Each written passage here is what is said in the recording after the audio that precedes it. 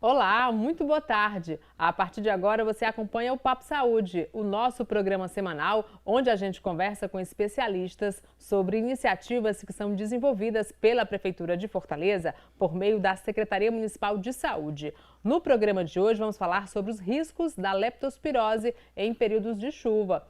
Quem conversa com a gente sobre esse tema é o Atualpa Soares, que é gerente da Célula de Vigilância Ambiental da Secretaria Municipal de Saúde. Atualpa, muito bem-vindo ao Papo Saúde. Eu queria que você começasse explicando o que é a leptospirose. Tá bom, primeiro agradecer o convite, obviamente, tá podendo falar aqui com a população. Na realidade, a leptospirose ela é uma doença, ela tem vários nomes e popularmente a população reconhece muito como doença do rato. Tem esse nome mais popular porque o principal vetor de transmissão são os roedores. Então, daí esse nome mais popular que a gente conhece. Mas ela tem uma associação muito grande com o período chuvoso, com a água. Por isso que nesse começo de ano, que para o nordestino cearense a gente chama popularmente de o nosso inverno por causa das chuvas, é que a gente tem também um incremento do número de casos. E aí nos preocupa e a gente faz sempre mais ações e trabalha muito mais a leptospirose nesse período. E o que é que ela causa no homem?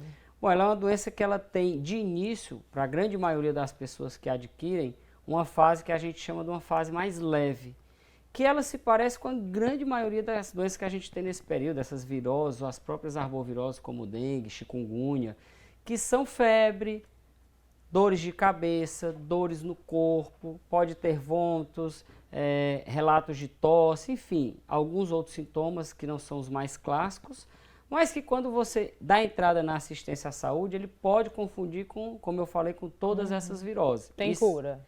Tem cura, isso seria numa fase inicial. O grande diferencial que a gente chama a atenção da população, quando ela tiver acesso ao serviço de saúde, por acaso tiver a sintomatologia, que seja parecida com todas as outras, é o histórico de contato. Então a gente tem, vamos dizer assim, profissionais que a gente chama de profissionais de risco. Por exemplo, quem lida muito com limpeza de locais ou mananciais, né, rios, lagoas ou locais como córregos onde passa água, geralmente água mais poluída, pode ter a presença dos roedores, que ele faça, ele conte esse histórico para o médico ou para o atendimento, para que isso possa servir também de direcionamento, ou se nesse período de chuvas ele acabou tendo contato com alguma região, um alagamento, alguma coisa desse tipo, que possa também proporcionar a transmissão. Então, na realidade, isso é a fase inicial. Ela tem cura, desde que detectada precocemente. O risco vem se nessa fase inicial o sistema de saúde não acolhe a pessoa, mas muitas vezes a própria pessoa não procura, porque há aquele hábito de, não, eu estou com febre, uma dor de cabeça, vai passar, eu vou comprar um remédio, eu tenho um remédio, toma. Tem aquela melhora rápida, ó, a dor de cabeça cessou, não estou mais com febre, aí ele se sente apto, volta a trabalhar, volta ao labor normal, seu dia a dia, mas pode vir, ela pode agudizar, ela pode complicar, como a gente chama. Então, o micro-organismo, a leptospira, e por isso o nome da doença, não sai do organismo, não está sendo tratado. E aí ela volta com mais intensidade porque ela começa a atingir outras partes do corpo. E aí a gente tem a fase que é a fase mais crítica, que aí quando ela se apresenta realmente, pode ser mais difícil de tratar e pode nem dar tempo de tratar e é o que geralmente leva ao óbito. Que aí a pessoa pode ter outros tipos de sintoma, dores na região abdominal, muito mais ligada principalmente a uma afetação ou no fígado ou no rim. Então essa afetação no rim pode gerar inclusive na urina, uma urina de coloração mais escura, porque aí já pode começar a acontecer sangramentos, dores de cabeças mais intensas, e aí realmente ela já tem que dar entrada no sistema de saúde de forma mais específica, uma UPA, um hospital, porque essa sintomatologia já vai precisar de um olhar realmente mais delicado, mais sensível para fazer o tratamento e o diagnóstico. Entendi. A contaminação era mais comum através da urina do rato, mas outros animais também podem contrair e transmitir a doença? Perfeito. Os mamíferos, a grande maioria dos mamíferos, eles podem adquirir a leptospirose. Então, a gente pode ter ela em cães, o próprio ser humano, né? Gatos, suínos, que são os porcos popularmente conhecidos, gado, enfim. Mas a dinâmica realmente da transmissão para o humano, que é o principal, mas também para outros animais, ela se dá pelos roedores. Primeiro por uma associação do próprio micro-organismo, né? A gente sabe que a maioria dos micro-organismos eles têm realmente um hospedeiro para chamar de seu, digamos assim. E a leptospira ela tem uma afinidade muito grande com os roedores, elas convivem em harmonia com ele sem necessariamente causar doença. Então é muito comum que esses animais, esses roedores, eles tenham a leptospira, eles carregam a leptospira, mas elas não levam ele ao óbito, não causam doenças. Então acaba que ela se utiliza desse organismo para ficar se disseminando.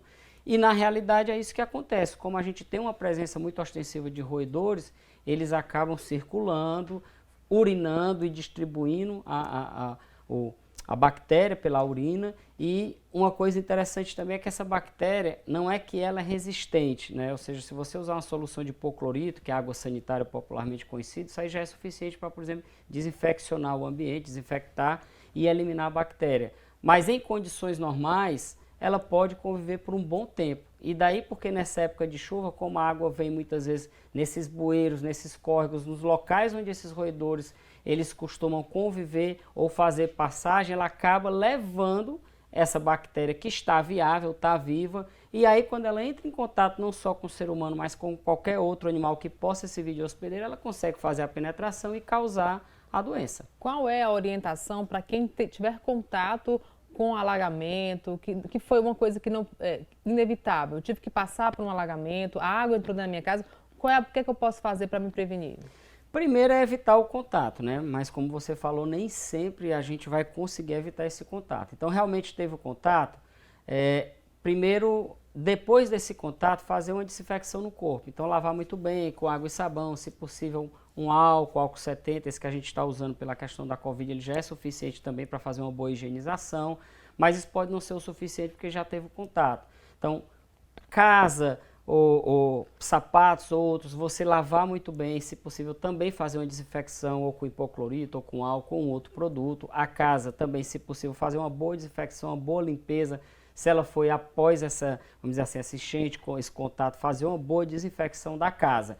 E aí é monitorar pelo menos por um mês as pessoas que tiveram contato.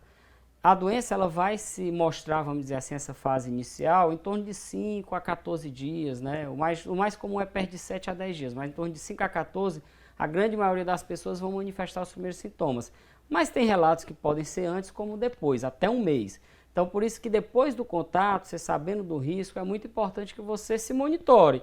E aí, se você vier a desenvolver algum sintoma que seja característico, né, que pode não ser só da lepto, mas de outra doença, você procurar o sistema de saúde e nessa busca ao sistema de saúde lembrar de conversar isso com o médico que vai lhe atender. Olha, aconteceu esse episódio, a minha casa foi invadida por uma água, a água é suja, eu tive que fazer isso, enfim, porque aí pode direcionar o médico ali e acompanhar melhor. Entendi. Como é que está a quantidade de casos registrados aqui em Fortaleza esse ano e o comparativo com o ano passado? A gente tem uma série histórica que a gente vem nos 2 últimos anos aí mais ou menos numa estabilidade perto de 80 a 90 casos. Ano passado nós tivemos 89 casos com 3 óbitos.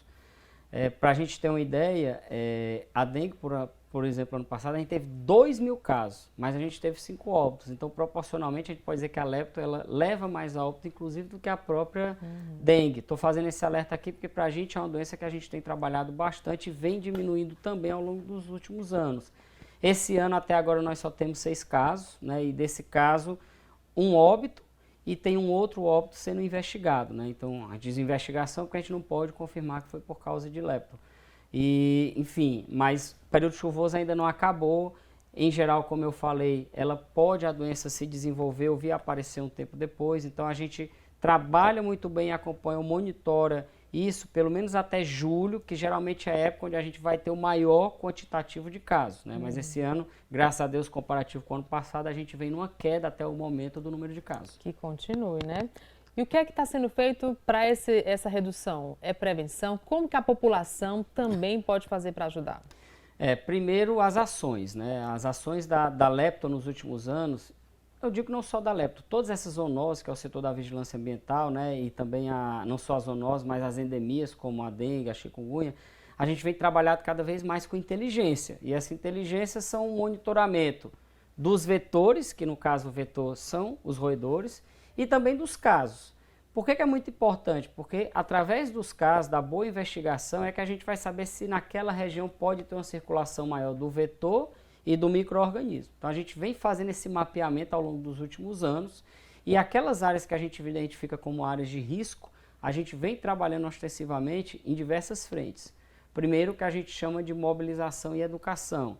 Então, a gente vem comunicando com a sociedade naqueles locais, fazendo palestras, chamando a atenção, indo em escolas, supermercados e outros locais, vamos dizer assim, de grande circulação das pessoas e levando essa mensagem dos riscos e dos cuidados que se deva ter. Além desse, a gente tem feito trabalhos que a gente chama de desratização e antirratização.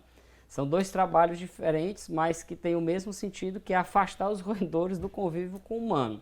Então, a desratização são aqueles locais, por exemplo, que a gente encontra a presença de roedores e a gente possa intervir. A gente lembra que nem todo local público ele é passível de intervenção do nosso setor.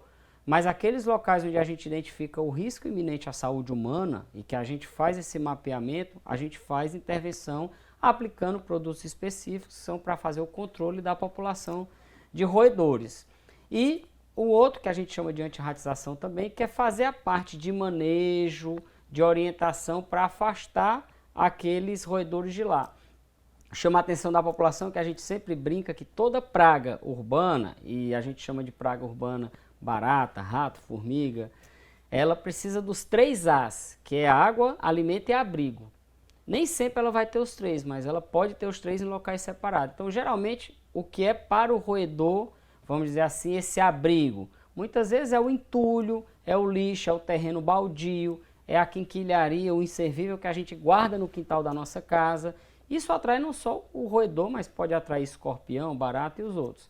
E às vezes na nossa própria casa a gente dá água e alimento. É o lixo que a gente guarda no quintal, não elimina de forma correta, é a ração do cachorro, dos cães que a gente deixa ali meio descoberta em qualquer local, é o excesso de água que a gente acumula por ter vasilha e isso atrai.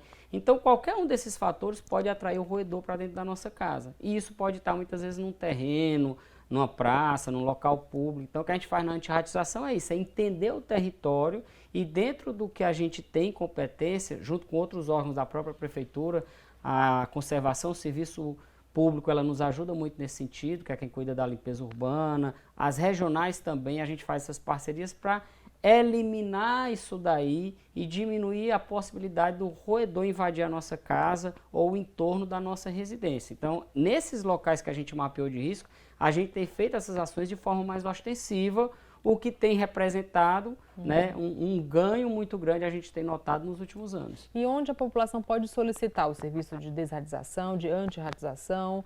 É feita uma análise, como é que funciona? Isso, ela pode ou ir ao setor de vigilância ambiental, que fica na Regional 4, ela pode ir em qualquer um dos locais que a gente chama de distritos técnicos de endemias e zoonoses, que a gente tem 6 espalhados aí ao longo da cidade, né? Cada regional na formatação antiga tem um, e a gente ainda está trabalhando nessa formatação antiga, está no processo de readequação para o aumento das regionais. Então ela pode conversar com alguém, fazer a queixa ou pedir uma orientação, ou através do 156, 156 que é o telefone geral, ligar, dizer qual é a queixa, e aí a gente, com o local, a gente vai e faz a análise. Como eu falei, se ela tiver como, naquele local, a gente intervir, a gente faz a intervenção e o trabalho. Se não, aí a gente realmente só faz a orientação. A gente lembra que o domicílio, o terreno, ele é de competência da propriedade privada. Então, é o ente privado que deve ter o cuidado de buscar uma empresa adequada, de buscar um profissional adequado para que ele oriente e faça também esse suporte. A gente dá uma ajuda de forma generalista, mas vamos dizer assim, na hora de aplicação de algum produto, de saber qual é o melhor produto a aplicar, de como aplicar, qual é a frequência, aí tem que procurar realmente um profissional privado para que ele possa lhe auxiliar nesse sentido. Esse é um trabalho que precisa da ajuda de todo mundo, né? Só o poder público não vai conseguir dar conta, todo mundo tem que fazer a sua parte. É, não só para isso, mas como para tudo, né? né? A gente sempre chama essa atenção que assim, a gente tem que ter essa parceria. Eu gosto sempre muito de usar a questão das arboviroses, porque para as arboviroses a gente, independente, todo ano fica perto disso, 80% dos focos que a gente encontra está dentro do domicílio das pessoas. E isso serve para quase tudo. Então, quando a gente vai olhar para escorpião, grande parte dos locais onde eles estão se alojando e os porquês estão dentro das casas, para os ratos, para os roedores também. Então, a gente dentro da nossa casa, a gente dá muito espaço, a gente chama demais essas pragas, né? Isso é um fator que a gente tem de trabalhar. Tem questões culturais, tem outras questões educacionais e por isso que também tem um investimento muito grande nessa questão de educação e mobilização social. Mas realmente a população ela tem que estar ciente que se dentro da casa dela ela der albergue para um desses 3 fatores, né? Ou seja, se ela der condições de alimento, de água ou de moradia, vamos dizer assim, para esses animais, eles realmente vão se instalar porque ali eles vão encontrar um local adequado. Um ambiente ideal, vamos fazer a festa, né? Exatamente. Tá ótimo, então. Obrigada pela participação aqui no Papo Saúde. Seja sempre muito bem-vindo, viu, Atualpa? Eu que agradeço e, mais uma vez, a Vigilância Ambiental está à disposição de vocês, porque precisar e a população também, se precisar, só nos contactar lá. Tá ótimo, obrigada. Eu fico por aqui e você continue acompanhando a programação da TV Terra do Sol. Até o nosso próximo encontro. Tchau, tchau.